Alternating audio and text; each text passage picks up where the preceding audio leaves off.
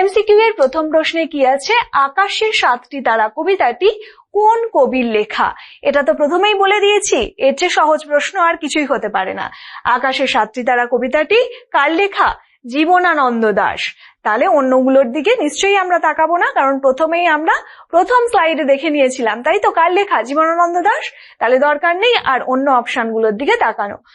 চলে যাব দ্বিতীয় প্রশ্নে। দেখো লেখা আছে, আকাশের 7টি তারা কবিতাটি কোন কাব্যগ্রন্থ থেকে নেওয়া হয়েছে? বলা বাহুল্য যে বনলতা সেন, ধূসর পাণ্ডুলিপি, রূপসী বাংলা এবং 7টি তারার তিমির, এগুলো প্রত্যেকটাই কিন্তু জীবনানন্দ দাশের কাব্যগ্রন্থ। কিন্তু রূপসী বাংলা এই কাব্যগ্রন্থের অন্তর্গত হলো আকাশের 7টি তারা কবিতাটি। তাহলে অপশন গ হলো রাইট আনসার, যেটি ধূসর পাণ্ডুলিপির পরবর্তী পর্যায়ে লেখা। চলে যাব 3 নম্বরে।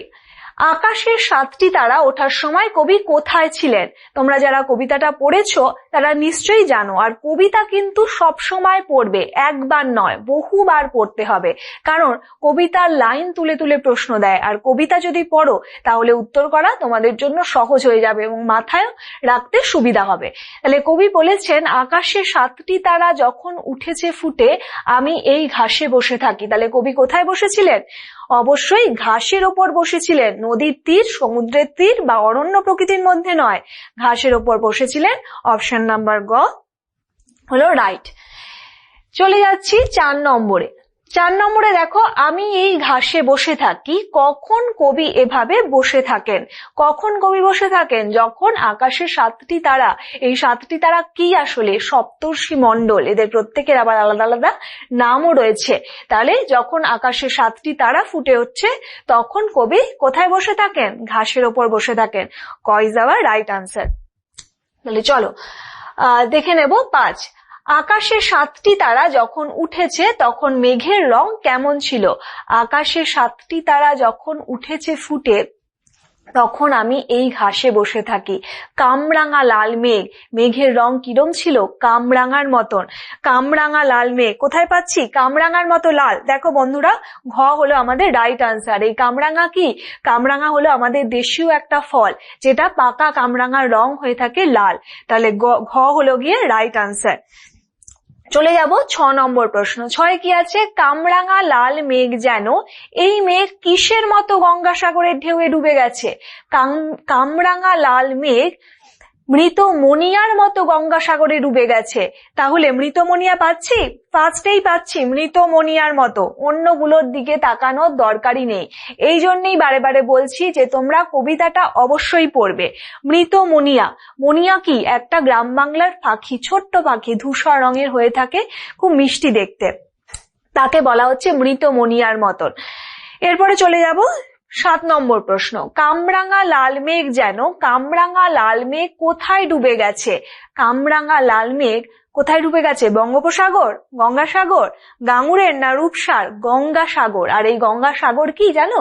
গঙ্গা আর বঙ্গোপসাগর যেখানে মিলিত হচ্ছে সেটাই হলো গিয়ে গঙ্গাসাগর। তাহলে রাইট আনসার গঙ্গাসাগরের ঢেউয়ে। এরপরে দেখো গঙ্গাসাগরে, দেখো আগেরটাই ছিল গঙ্গাসাগর আনসার, এরপরেই দেখো গঙ্গাসাগরের ঢেউয়ে ডুবে গেছে। কে ডুবে গেছে? না কুয়াশা ঢাকা মেঘ, গোধূলি মেঘ, না কামরাঙা লাল মেঘ, না সিঁদুর মেঘ? না, অবশ্যই কি মেঘ? কামরাঙা লাল মেঘ। তাহলে গ হলো গিয়ে রাইট আনসার। দেখে নিচ্ছি 9। 9 আছি, দেখো আসিয়াছে শান্ত অনুগত। কবি বলছেন আসিয়াছে শান্ত অনুগত বাংলার নীল সন্ধ্যা। তাহলে নীল সন্ধ্যা পাচ্ছি কোথায়? ঘ, নীল সন্ধ্যা। গোধূলিও নয়, কালো সন্ধ্যাও নয়, আর সোনালী সন্ধ্যাও নয়, কোনোটাই নয়। চলে যাচ্ছি 10 নম্বর প্রশ্ন। বাংলার নীল সন্ধ্যা, এই নীল সন্ধ্যাকে কবি কিসের সঙ্গে তুলনা করেছেন? কিশোরীর এলো চুলের সঙ্গে তুলনা করেছেন? না, কোনো বর্ণনাতেই পাই না, কবিতার লেখার মধ্যেই পাই না। রূপসীর চুলের বিন্যাসের সঙ্গে? না, তুলনা করেননি বাংলার নীল সন্ধ্যাকে। কেশবতী কন্যার সঙ্গে? না কুয়াশার প্রান্তরের সঙ্গে? এই দুটো তো সম্পূর্ণই উদ্ভট। রূপসীর চুলের বিন্যাসের স্নিগ্ধ গন্ধের কথা কবি বলেছেন, আর কেশবতী কন্যার কথাই বলেছেন বাংলার নীল সন্ধ্যা সম্বন্ধে। তাহলে কেশবতী কন্যা হলো আমাদের আনসার। চলে আসছি 11তে। কেশবতী কন্যা যেন এসেছে, কোথায় এসেছে? রূপসী বাংলায়, পৃথিবীর কোনো এক পথে। দেখো বলেছেন কেশবতী কন্যা যেন এসেছে আকাশে, তাহলে আকাশে হলো গিয়ে সঠিক উত্তর। তাহলে আকাশে আমরা নিয়ে নিলাম গ, অন্যগুলোর দিকে দেখার দরকার নেই। চলে যাব 12তে। কেশবতী কন্যা যেন এসেছে আকাশে, কবির কল্পনায় কেশবতী কন্যা কে? এই কেশবতী কন্যা কি কামরাঙা লাল মেঘ, আকাশের 7টি তারা, রূপসী বাংলা, না বাংলার নীল সন্ধ্যা? তাহলে এখানে আনসার কি হবে বলো? কামরাঙা লাল মেঘের প্রসঙ্গ কখন এসেছে? এসেছে তো একদম প্রথম দিকে, কিন্তু কেশবতী কন্যার সাথে তুলনা করা হচ্ছে কার? বাংলার নীল সন্ধ্যাকে। বাংলার নীল সন্ধ্যাই হলো কেশবতী কন্যা। তাহলে কবির কল্পনায় এই কেশবতী কন্যা হলো বাংলার নীল সন্ধ্যা। চলে যাব 13তে। আমার চোখের পরে, আমার মুখের পরে। আমার বলতে কার কথা বলা হয়েছে? কবি এখানে আমার বলতে কিন্তু নিজের কথা বলেছেন। তাহলে এখানে অপশনগুলো দেখে নি, নীল সন্ধ্যাও হবে না, কেশবতী কন্যাও হবে না, অর্থাৎ কবির কথা হবে। তাহলে কবি হলো গ, হলো রাইট আনসার। চলে যাচ্ছি 14তে। চুল তার ভাসে, কোথায় চুল ভাসে? কবির চোখ ও মুখের পরে। অবশ্যই কবির চোখ ও মুখের পরেই তো চুল তার ভাসে। কবির কল্পনায় আকাশে বা নদীর জলে, কোনোটাই নয়। এগুলো খুব সহজ, এই ধরনের প্রশ্নগুলো। চলে যাচ্ছি 15তে। চুল তার ভাসে, কার চুলের কথা বলা হয়েছে? কেশবতী কন্যার, রূপসীর, কিশোরীর, না কিশোরের? তাহলে অবশ্যই কেশবতী কন্যার চুলের কথাই বলা হয়েছে। কেশবতী মানে কি? যার খুব চুল আছে। কেশ মানেই হলো চুল। চলে যাব 16তে। এ কন্যারে দেখিনি কো, এ কন্যাকে দেখেনি কোথায়? আকাশের 7টি তারা, কিশোরের পায়ে দলামুথা ঘাস, বাংলার অসত্য বট, না পৃথিবীর কোনো পথ? এ কন্যাকে দেখেনি আসলে পৃথিবীর কোনো পথ। কবিতার লাইন অবশ্যই পড়বে, পৃথিবীর কোনো পথ এ কন্যাকে দেখেনি। চলে যাচ্ছি 17 নম্বর প্রশ্ন। দেখো কি লেখা আছে? দেখি নাই অত, কে দেখেননি? এখানে অবশ্যই কবির কথা বলা হচ্ছে। কে দেখেননি? না কবি জীবনানন্দ দাশ দেখেননি। কোথায় কি? এরপরে দেখো পরবর্তী প্রশ্নে একটা আছে, দেখি নাই অত কবি কি দেখেননি? কবি বলছেন দেখি নাই অত অজস্র চুলের চুমা। তাহলে এখানে কি কোথাও পাচ্ছি অজস্র চুলের চুমা? অবশ্যই পাচ্ছি, খতে। তাহলে অন্যগুলোর দিকে আমরা তাকাবোই না। চলে যাব 19-এ। 19-এ কি আছে? অজস্র চুলের চুমা ঝরে, আম জাম। দেখো এখানে কিন্তু এক ধরনের সিকোয়েন্স আছে। কবি বলছেন যে অজস্র চুলের চুমা ঝরে, হিজলে কাঁঠালে জামে অবিরত। তাহলে হিজল কাঁঠাল জাম আমরা পাচ্ছি অপশন নাম্বার ঘতে। এখানে দেখো কিন্তু তোমাদের একটু গুলিয়ে বা ওলট পালট ভাবে লেখা আছে, তাহলে অবশ্যই কবিতাটা পড়া দরকার। 20-তে কি আছে দেখে নি। 20-তে আছে হিজলে কাঁঠালে জামে ঝরে অবিরত। কি অবিরত ঝরে? হিজলে কাঁঠালে জামে আকাশে 7টি তারা ঝরে? অবশ্যই নয়। বাংলার নীল সন্ধ্যা, না রূপসীর চুলের বিন্যাস, না রূপসীর চুলের বিন্যাসে স্নিগ্ধ গন্ধ ঝরে। আর অজস্র চুলের চুমা ঝরে হিজলে কাঁঠালে জামে। তাহলে ঘ হলো গিয়ে রাইট আনসার। চলে আসছি 21-এ।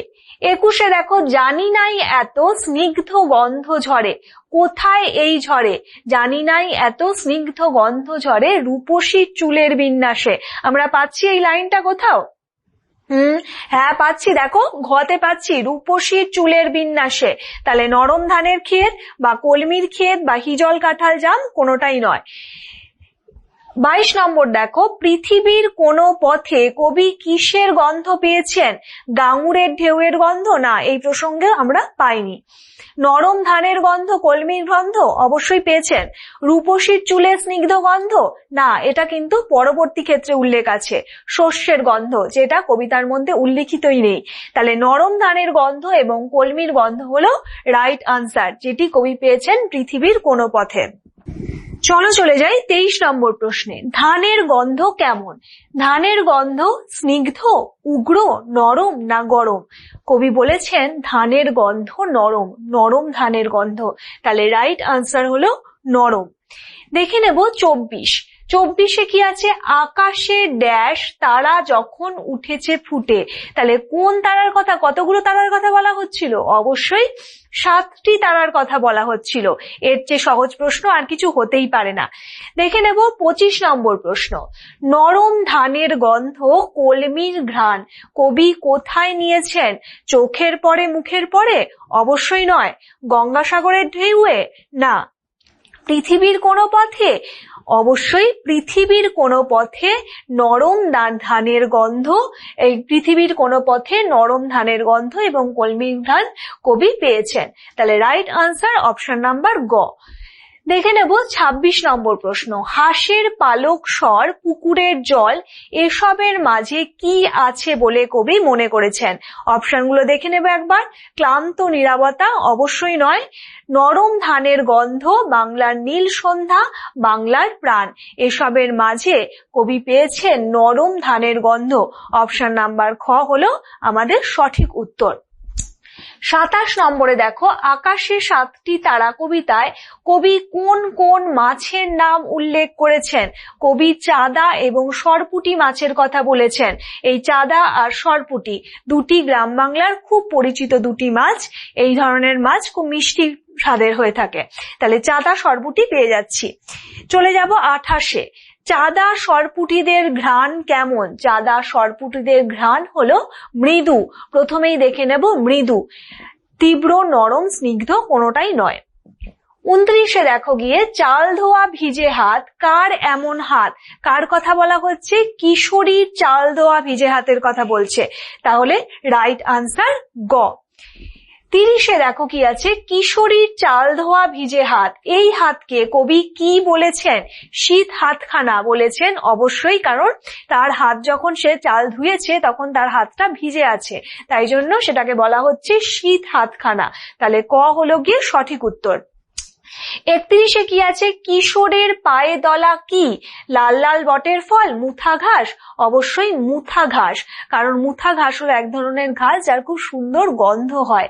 কিশোরের পায়ে দলা মুথা ঘাসের কথাই কবিতায় বলা হয়েছে। 32-এ দেখো, লাল লাল ফলগুলি, লাল লাল ফলগুলি কিসের? বটের। তাহলে করমচা, তেলাকুচি বা কুলের কোনোটাই নয়। চলে যাচ্ছি 33-এ। বটের ফলের ব্যথিত গন্ধের, বটের ফলের রং কেমন ছিল? তোমরা নিশ্চয়ই বট ফল দেখেছো। বট ফল কি ধরনের হয়ে থাকে? ছোট ছোট লাল লাল হয়ে থাকে। তাহলে অবশ্যই বটের ফলের রং কোথায় আছে? লাল লাল। ক হলো গিয়ে সঠিক উত্তর।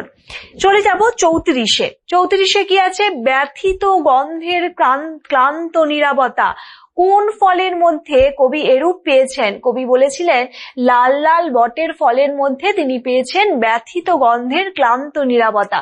তাহলে ব্যথিত গন্ধের ক্লান্ত নীরবতা কার মধ্যে পাই? লাল লাল বটের ফলের মধ্যে।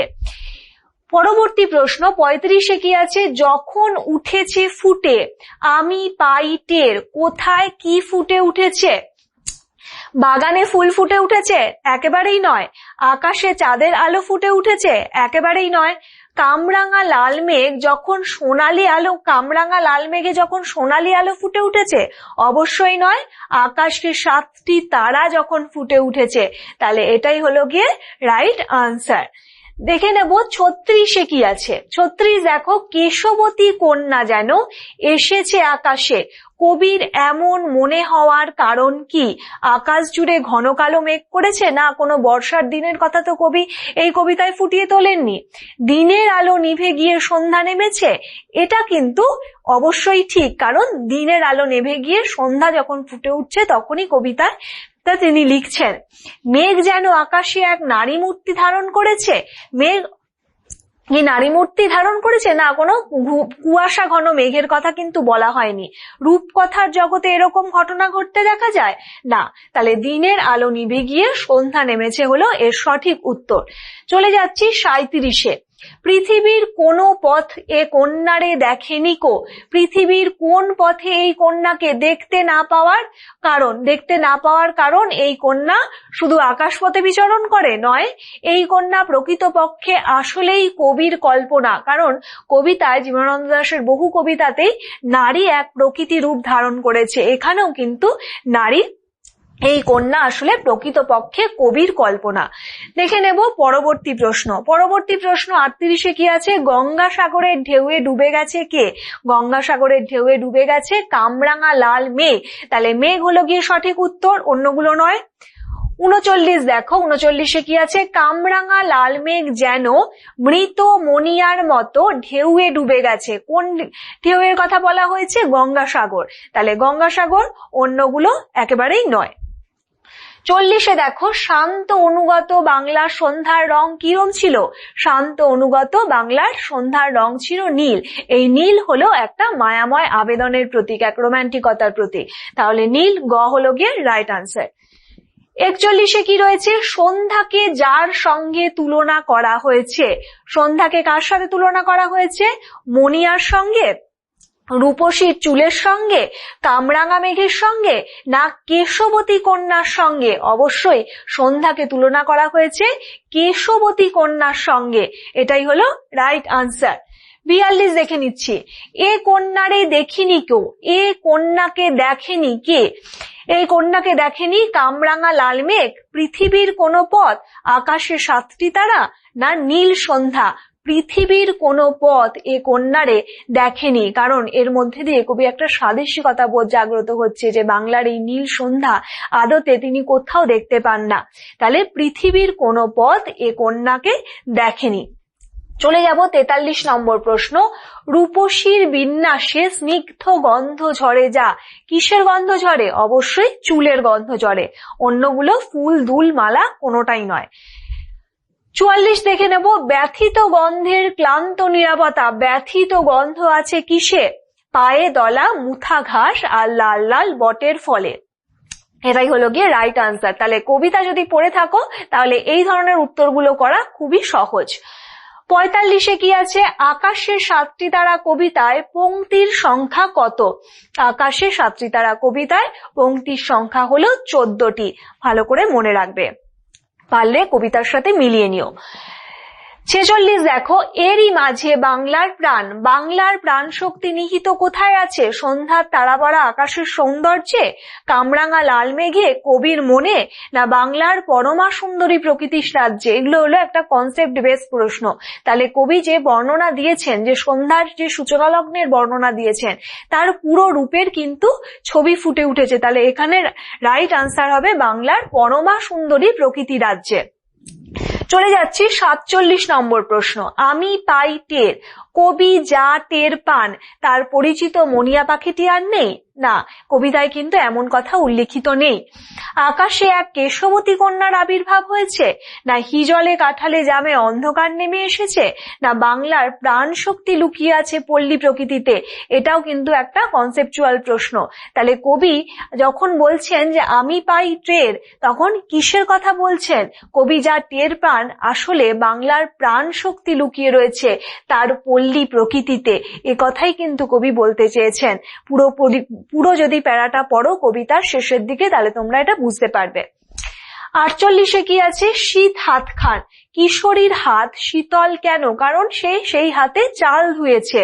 তাহলে সে সেই হাতে চাল ধুয়েছে হলো আমাদের সঠিক উত্তর। 49 নম্বরে কি আছে? কলমির ঘ্রাণ। এখানে একটি ড্যাশ হবে, কলমির ঘ্রাণের পরে ড্যাশ, তারপরে হবে পালক স্বর পুকুরের জল। তাহলে ড্যাশে কি হবে? হাঁসের পালক স্বর পুকুরের জল। তাহলে হাঁস হলো গিয়ে, হাঁসেরটা হলো গিয়ে রাইট আনসার। দেখে নেব 50 নম্বর। 50 নম্বরে কি আছে? সরপুটি ছাড়া আর যে মাছের মৃদু ঘ্রাণের কথা কবি বলেছেন। দুটো মাছের নাম আমরা পেয়েছি, সেটা হলো চাঁদা মাছ এবং সরপুটি মাছ। তাহলে এখানে চাঁদা মাছ পাচ্ছি, গ হলো গিয়ে আমাদের সঠিক উত্তর। 51 কি আছে? কিশোরীর ড্যাশ ভিজে হাত। কিশোরীর হাত কিরকম ছিল? চাল ধোয়া ছিল। অবশ্যই চাল ধোয়া হলো গিয়ে রাইট আনসার। এরপরে দেখে নেব 52 নম্বর প্রশ্ন। 52তে কি রয়েছে? কিশোরের পায়ে দলা যে ঘাসের কথা কবি বলেছেন। কিশোরের পায়ে দলা কি ঘাসের কথা বলা হয়েছে? মুগা, মুথা, সটি, না সাবাই? অবশ্যই মুথা ঘাসের কথা বলা হয়েছে, যে ঘাসের গন্ধ খুব সুন্দর। এই মুথা ঘাসের কথাই আমরা এই কবিতায় টের পাই। চলে যাচ্ছি 53 নম্বর প্রশ্ন। যে গাছে লাল ফলের কথা বলা হয়েছে। কোন গাছের লাল ফলের কথা বলা হয়েছে? অবশ্যই বট গাছের লাল ফলের কথা বলেছে, কারণ বট ফল তোমরা দেখেছো কি ধরনের হয়ে থাকে, ছোট ছোট লাল রঙের। তাহলে বট হলো গিয়ে রাইট আনসার। এখানেই শেষ হলো আমাদের আকাশের সাতটি তারা কবিতার ওপর MCQ এর আলোচনা।